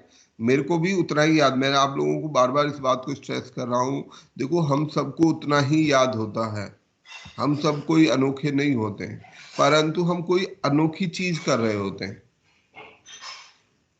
मुझे भी वही 2-3 याद आएंगे, पर मैंने अपना याद करने के लिए एक फॉर्मूला बना रखा है, ठीक, और ये फॉर्मूला मैंने क्लास को भी शेयर किया हुआ था, पिछली वाली क्लास को, ठीक है, तो उनको भी बताया हुआ था। तो याद करने का कोई एक तरीका बनाओ तभी याद होगा, तो इसे याद कर लो। अब नेशनल NAPCC, ये इंपॉर्टेंट है हमारे लिए इकोलॉजी में, ये अपने यहाँ पूरा कम से कम 10% हिस्सा इसी एक्शन प्लान का है इकोलॉजी में। हर साल इससे एक आध क्वेश्चन कुछ ना कुछ जरूर आएगा। तो जो ये national action plan for climate change है, उसका एक छोटा मिशन है ये सस्टेनेबल एग्रीकल्चर का, national mission for sustainable agriculture, ये रहा, ठीक है। यानी कि हमारे देश में जब क्लाइमेट चेंज होगा तो उस क्लाइमेट चेंज में हमारी एग्रीकल्चर, हमारी खेती की व्यवस्था उसे कैसे निर्धारित करेगी, कैसे उससे लड़ाई करेगी, NMSA उसके लिए काम करेगा। जब क्लाइमेट चेंज होगा तो उससे क्या क्या होगा, खेती पर किस तरह से प्रभाव पड़ेगा, और क्या क्या तुम रेजिलियंस के लिए करना चाहोगे। हम क्लाइमेट रेजिलियंट मतलब जो क्लाइमेट से जिसका कम प्रभाव पड़े, असर ना पड़े। रेजिलियंट होता है जिसको आप कुछ भी करते रहो उस पर असर ना पड़े। तो क्लाइमेट का असर ना पड़े ऐसा हम क्या क्या कर सकते हैं एग्रीकल्चर पे और अपनी एनिमल हस्बेंड्री पर, कुछ बताइए आप लोग। सोचो, लॉजिकली सोचो। सर एक तो पानी की कमी पड़ रही है, तो कहाँ, जहाँ सर जहाँ पानी की कमी है वहाँ पे सर जो जो कम पानी वाली फसल है हम उनको लगाना चाहिए, और सर जहाँ ज्यादा पानी है सर वहाँ पे मतलब वो फसल हमें मतलब कोशिश करनी चाहिए वो ज्यादा वहाँ पे लगाए। दूसरा बहुत सर कि और एक ये बहुत अच्छा तुमने बिल्कुल सही बता दी है कि ये हमारे लिए एक बहुत महत्वपूर्ण चीज है। हाँ, ड्रिप इरिगेशन को ज्यादा से ज्यादा प्रमोट करना चाहिए, क्योंकि पानी ज्यादा बहुत वेस्ट जाएगा, जितना पानी जरूरत है उतना ही जाएगा, उतना ही इस्तेमाल किया जाए। वेरी गुड, ठीक है। ऑर्गेनिक ठीक, फार्मिंग सर। अधिक से अधिक लगाया जाए, क्योंकि सर क्या अगर लगाया जाए? वनों को, पेड़ों को, मतलब फॉरेस्ट को बढ़ाया जाए जितना भी, अगर फॉरेस्ट वेरी को गुड, बढ़ाएंगे तो उससे जो उत्पाद होगा वो भी बढ़ेगा। इसके साथ साथ हमारा मानसून भी हमें मजबूती से मानसून भी मजबूत होगा। बहुत तो बढ़िया। सर मजबूत दूसरा मानसून हम ना तो खैर हम सेंसर का कर भी सकते हैं, हमें तो देखो मानसून के हिसाब से अपने आप को ढालना है, अपने आप को मजबूत करना है, मानसून को हम नहीं कर सकते। पर यह है कि हाँ, हम मानसून के अनुसार अपनी नीतियों को बदल सकते हैं, ठीक है। तो ठीक है, चलिए आप लोगों ने ठीक ठाक बता दिया, तो मैं इसको और थोड़ा इलेबोरेट कर देता हूँ। देखो, जो क्लाइमेट चेंज हो रहा है, जो हमारे आसपास क्लाइमेट चेंज हो रहा है, तो हम क्या देख रहे हैं, गर्मी बढ़ रही है, टेम्परेचर बढ़ रहा है, गर्मी ज्यादा पड़ती है। अब जब गर्मी पड़ेगी तो बहुत ज्यादा पड़ेगी, सर्दी पड़ेगी तो वो भी बहुत ज्यादा पड़ेगी, बारिश पड़ेगी तो वो बहुत ज्यादा पड़ेगी, सूखा पड़ेगा तो वो भी बहुत ज्यादा पड़ रहा है। ऐसे में क्या होगा, जो हमारी फसलें होती हैं, मान लीजिए 2 डिग्री टेम्परेचर बढ़ गया, धूप थोड़ी ज्यादा होने लगी, तो बहुत सारी फसल ऐसी है जो बीज ऐसे हैं वो उसमें सरवाइव नहीं कर पाएंगे। तो हमें ऐसे बीज ढूंढने पड़ेंगे जो ज्यादा एडवर्स क्लाइमेट को फेस कर सके। ठीक है। ऐसे भी गेहूं के बीज होंगे जो ज्यादा गर्मी में जिंदा रह जाते हैं, जैसे राजस्थान में जो बीज मिलता होगा उसको अगर हम ले जाएंगे तो ठीक है, वो कहीं भी सरवाइव कर जाएगा। तो ऐसे बीजों को हमें ढूंढना पड़ेगा। हमें सॉइल हेल्थ का मैनेजमेंट करना पड़ेगा कि भाई ये सारे जो चैलेंजेस वो फेस कर रहा है उसको वो कैसे डील करे। तो हमें एक एक करके देख लेते हैं। हमें location specific composite integrated composite farming systems लगाने पड़ेंगे। हर स्थान के अनुसार हमें फार्मिंग सिस्टम डेवलप करना पड़ेगा कि भाई यहाँ पर आप खेती का ये वाला सिस्टम फॉलो करो। राजस्थान के लिए कोई अलग तरीका होगा, बिहार के लिए अलग तरीका होगा, क्योंकि बिहार में बाढ़ ज्यादा आएगी, राजस्थान में सूखा ज्यादा पड़ेगा। ठीक, पहाड़ों पर जो पानी की कमी थी वो बढ़ेगी। तो ऐसी चीजों के अनुसार हम अपना फार्मिंग सिस्टम चेंज करेंगे। कंजर्व नेचुरल रिसोर्सेज, ठीक है, अपने जो हमारे नेचुरल रिसोर्सेज हैं उनको बचा कर रखें। Soil and moisture conservation measures ले, ठीक है। हमारा मॉइस्चर, हम कह रहे हैं जब टेम्परेचर बढ़ेगा, पानी ज्यादा सूखेगा, तो हम मॉइस्चर कंजर्वेशन टेक्निक्स को फॉलो करें, जिससे जैसे हमने ड्रिप, वो वाली ड्रिप इरिगेशन की बात की थी, ड्रिप इरिगेशन में मॉइस्चर कम उड़ता है, तो वैसी टेक्निक को सॉइल को कंजर्व करना है। जो बाढ़ है, सूखा है, इसमें क्या होता है, सॉइल को बहुत नुकसान होता है। आंधी चलेगी वो सॉइल को ले जाएगी, बाढ़ आएगी वो सॉइल को हटा देगी। तो उस सब से हमें अपने आप को बचाना है। Comprehensive soil health management practices, ठीक, हमारे को सॉइल हेल्थ पर विशेष रूप से ध्यान देना है।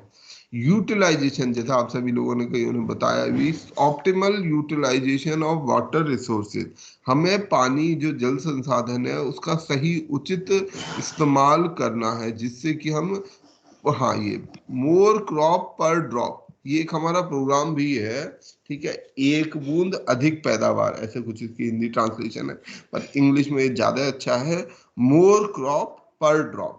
ये इरिगेशन का आज का हमारा स्लोगन है कि कम से कम पानी में, एक बूंद पानी में हम ज्यादा फसल उगा सके। ये सारा काम हमें करना पड़ेगा।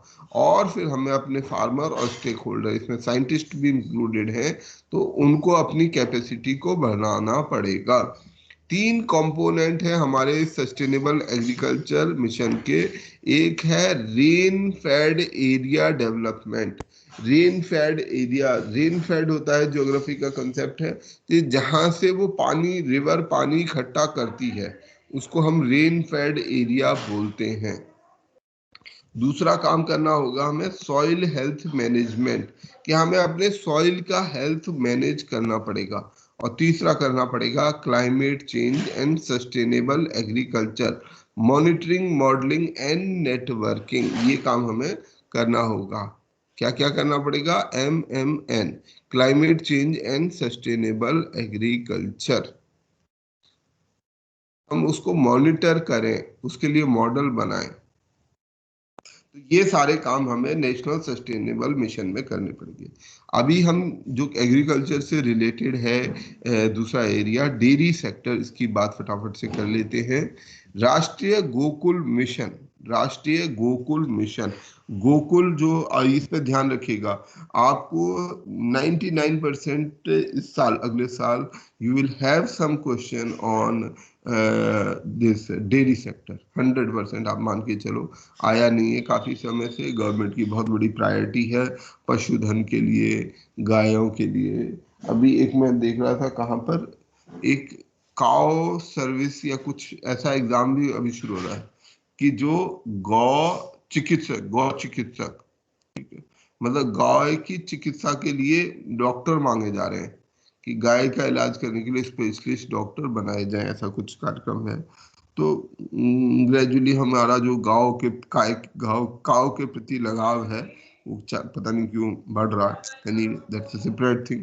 पर हम अपने एग्जाम के पॉइंट ऑफ व्यू से देखें तो डेयरी सेक्टर पे आपको क्वेश्चन आएगा, ठीक है, ये मैं आपको बता रहा हूँ। एक क्वेश्चन तो आपको मैं लीक कर देता हूँ पहले। और डेयरी सेक्टर कोई बहुत बड़ा नहीं है, थोड़ा ध्यान से पढ़ोगे डेयरी सेक्टर तो आप इसमें से कहीं ना कहीं एक क्वेश्चन तो ठीक कर लोगे, और एक क्वेश्चन बहुत आपको पास और फेल कराने में बहुत महत्वपूर्ण रहेगा। राष्ट्रीय गोकुल मिशन, ठीक है, राष्ट्रीय गोकुल मिशन का उद्देश्य है कि हम अपनी इंडिजिनियस ब्रीड्स को, ठीक है, हम अपने जो देसी नस्लें हैं जानवरों की, उनको साइंटिफिकली विकसित करें, ठीक है।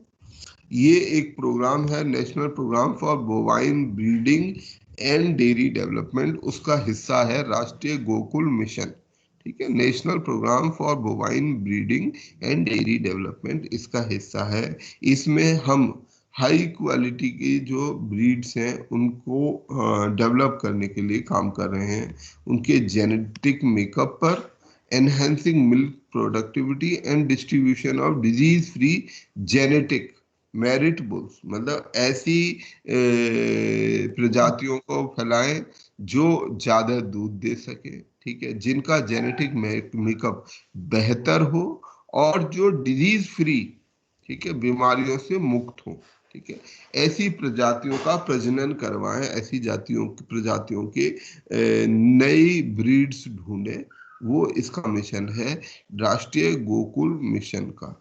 और ये स्टेट इम्प्लीमेंटिंग एजेंसी के थ्रू, जो कि है लाइव स्टॉक डेवलपमेंट बोर्ड, ठीक है, पशुधन विकास बोर्ड, उनके थ्रू ये काम करेंगे, state implementing agency. National dairy plan 1, ठीक है, इसके ये 11-12 से लेकर 18 तक था, 18-19 तक था। इसका उद्देश्य है कि हम अपने देश में जो दूध देने वाले प्राणी हैं उनकी प्रोडक्टिविटी को बढ़ाएं और इस प्रकार से मिल्क प्रोडक्शन को ओवरऑल बढ़ाएं। तो हमारे को ऐसे जानवर देखने हैं, ऐसे भैंसों की प्रजातियों को देखनी है, गायों की प्रजातियों को ढूंढना है जो ज्यादा दूध दे सकें, जिससे हमारी जो दूध की मांग है, हमारे देश में दूध की मांग सब बढ़ रही है।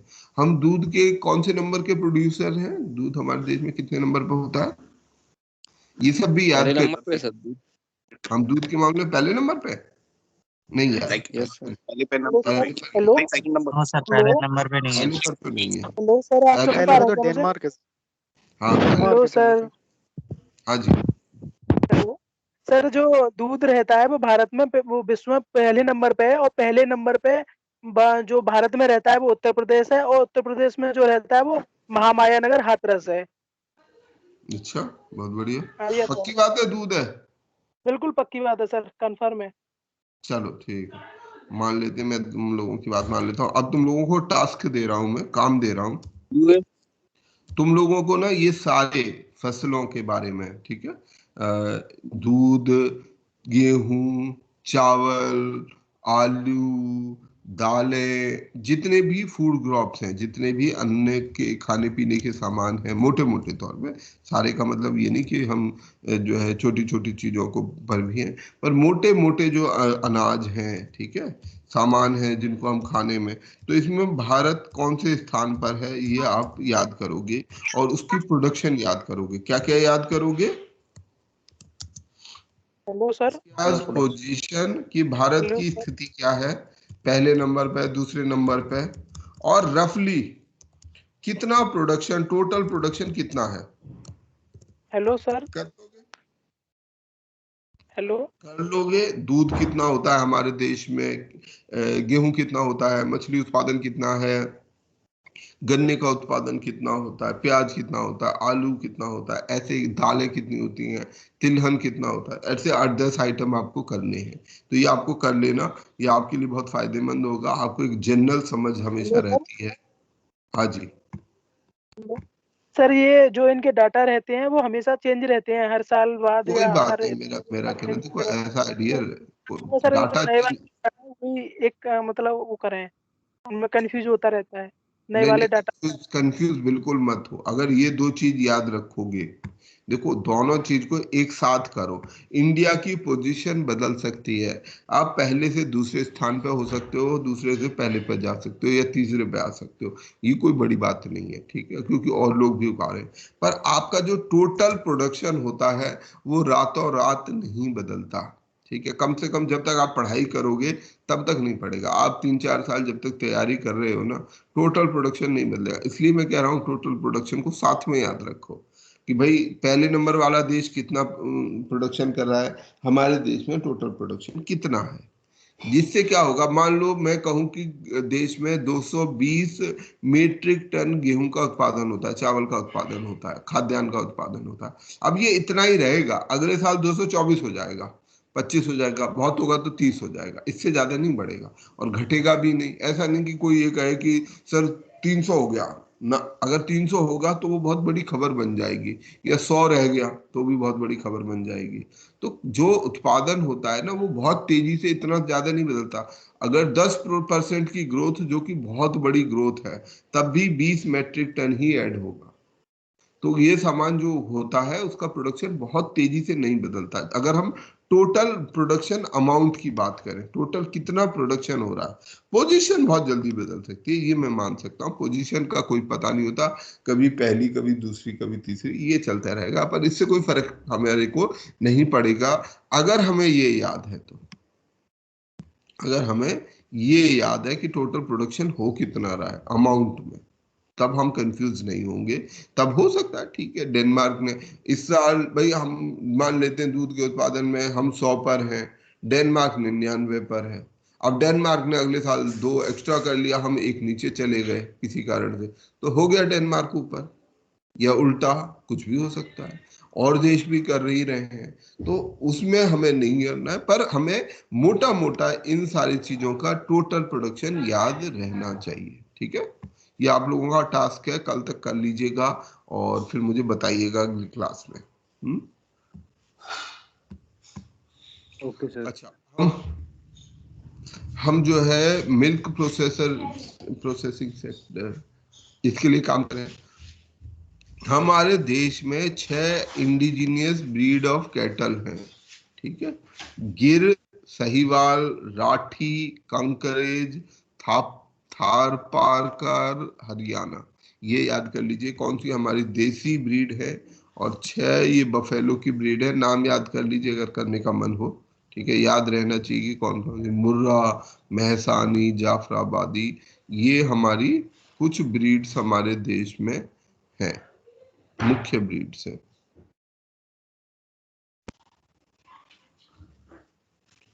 अगला प्रोग्राम हम जिसको कर रहे हैं वो है पशुधन संजीवनी। पशुधन संजीवनी, ठीक है, ये कार्यक्रम है कि हम अपने पशुओं को स्वस्थ रखें, वेलनेस प्रोग्राम है। हम इंसानों के स्वास्थ्य के लिए ध्यान रखते हैं, ऐसे ही हमें पशुओं का भी ध्यान रखना पड़ेगा, क्योंकि वो हमारे आर्थिक संसाधन हैं। तो उसके लिए पशुधन संजीवनी कार्यक्रम है। और जैसे हमने सॉइल के लिए कार्ड बनाया था, ऐसे ही एनिमल हेल्थ कार्ड है, एनिमल हेल्थ कार्ड, जिसको बोलते हैं नकुल स्वास्थ्य पत्र। नकुल स्वास्थ्य पत्र, ये जो है इम्पोर्टेंट वो है। इसके अलावा आधार, यूआईडी आइडेंटिफिकेशन, जैसे इंसानों का आधार बना है ऐसे ही जानवरों का आधार बनने का भी प्रस्ताव था। यूआईडी, यूनिक आइडेंटिफिकेशन नंबर देने का एक प्रस्ताव था, ठीक है। वो मेरे ख्याल से चल भी रहा होगा।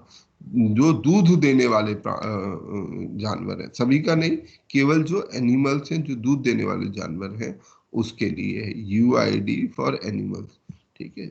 और इससे हम अपने जानवरों में जो बीमारियां हैं उनको ट्रैक कर सकते हैं, उनकी ट्रेडिंग को ट्रैक कर सकते हैं। इसके लिए ई पशुधन हाट पोर्टल, हमें जो पशुधन है उसको बेचने के लिए, खरीदने के लिए, ये इलेक्ट्रॉनिक पोर्टल हो गया, जिसके जरिए से हम उनको खरीद बेच सकते हैं। ब्रीड वाइज इंफॉर्मेशन यहाँ पर अवेलेबल है।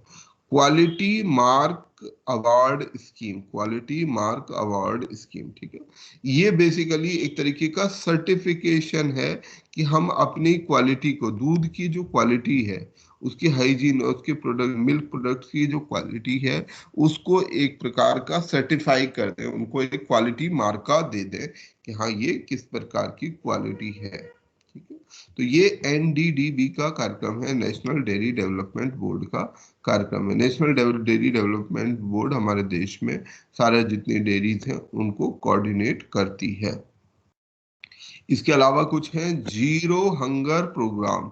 जीरो हंगर प्रोग्राम उत्तर गोरखपुर में है, कोरापुट में और थाने में, ठीक है।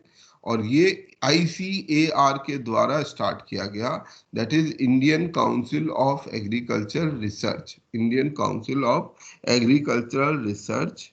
और उसके साथ में ICMR जो कि Indian council of medical research है, MS स्वामीनाथन रिसर्च फाउंडेशन और biotechnology industry research, biotechnology industry research assistance council, that is BIARC, BIRAC, ये इनके साथ मिलकर ये जीरो हंगर प्रोग्राम शुरू किया है।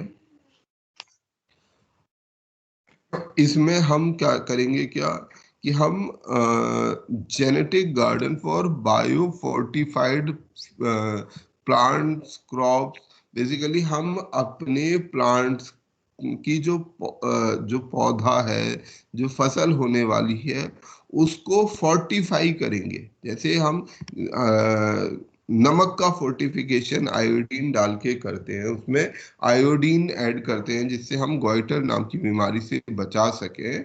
तो वो जो बायो फोर्टिफिकेशन है, उस बायो फोर्टिफिकेशन को हम प्लांट के लेवल पर ही कर दें। जो माइक्रो न्यूट्रिएंट डेफिशिएंसीज हैं, ये सारे वो माइक्रो न्यूट्रिएंट हैं जिनकी डेफिशिएंसी होती है। आयरन की डेफिशिएंसी से हमें होता है अनीमिया, और आयोडीन की डेफिशिएंसी से गोइटर, विटामिन ए की डेफिशिएंसी से हमें होता है रतौंधी और कुछ कुछ प्रॉब्लम। इसके अलावा जिंक की कमी से होता है डायरिया, ठीक है। हमारे बच्चों में बहुत सारा जो डायरिया होता है, तो हम उसे प्लांट के स्तर पर ही, कि वो जो फसल होगी उसी में वो फोर्टिफाइड रहे, उसमें उस माइक्रो न्यूट्रिएंट की कमी ना हो।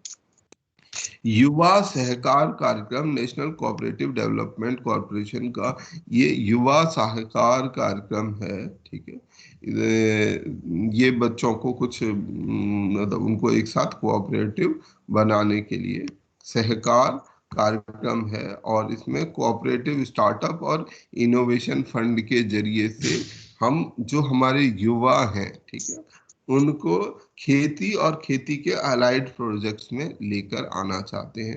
इसी का अगला ये स्टेज है जिसे हम सहकार 22 कहते हैं, जिसमें हम अपने फार्मर्स की इनकम बढ़ाने का, न्यू एम्प्लॉयमेंट अपॉर्चुनिटी, जो हमारे युवा हैं, आज हमारा युवा खेती की ओर ज्यादा नहीं जा रहा, उसी से रिलेटेड है ये सहकार कार्यक्रम, ठीक है। तो हम अपने युवाओं को उसमें ज्यादा से ज्यादा संख्या में भेजें। तो ये हमारा एग्रीकल्चर हो गया। इसके आगे हम फिर शुरू करेंगे अगली क्लास में। काइंडली आप लोग इसको बार बार रिवाइज करिए, पढ़िए, बार बार अध्ययन करिए इसको, तभी आपको ये समझ आएगा, याद रहेगा। ज्यादा मुश्किल नहीं है, बहुत इजी पार्ट होता है। इस इजी पार्ट को हमें इसमें पूरे नंबर लेकर आने हैं। इससे रिलेटेड डायरेक्ट और इनडायरेक्ट क्वेश्चन कई सारे आएंगे, ठीक है। तो उसके लिए आपको तैयार रहना है।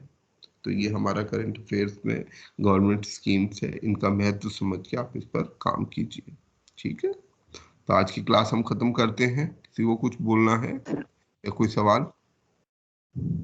जो काम दिया है वो हेलो कर सर। दीजिएगा। हाँ जी सर, वो आपने बताया था ना, वो जीपीएस तो वो थोड़ा सा ट्रैकिंग सिस्टम होता है, लेकिन इसमें फसल के लिए मेन काम करता है GIS, जियोग्राफिकल अरे इंफॉर्मेशन यार, सिस्टम। तुम तो मुझे बिल्कुल ही उसमें ले आए। जियो स्पेशियल, अगर उसको हम बिल्कुल उसमें देखें, जियोग्राफी और स्पेस, हाँ, मैं जीपीएस कहने का मेरा वो GPS is one of the geospatial tool, ठीक है। तो मैं जियो स्पेशियल टर्म नहीं यूज करना चाह रहा था, इसीलिए मैंने जीपीएस इस्तेमाल किया, क्योंकि जीपीएस हमारी को समझ आता है। अगर मैं जियो स्पेशियल बोलूंगा तो किसी को समझ नहीं आएगा, इसीलिए मैंने वो टर्म यूज किया, ठीक है। हाँ, तुम क्या ठीक रहे हो, GIS यूज होता है उसमें, ठीक है। जो बेसिकली अगर उसे बिल्कुल स्पेसिफिकली जाना चाहते हो तो जियो स्पाशियल टूल्स होते हैं वो, जिनको हम उसमें देखते हैं, ठीक है। चल, तो आज की क्लास को समाप्त करते हैं, खत्म करते हैं। Okay, bye Bye sir. Have a nice day, sir. Thank you so thank you much. Sir. Bye bye bye bye. Thank you sir. Thank you, my pleasure.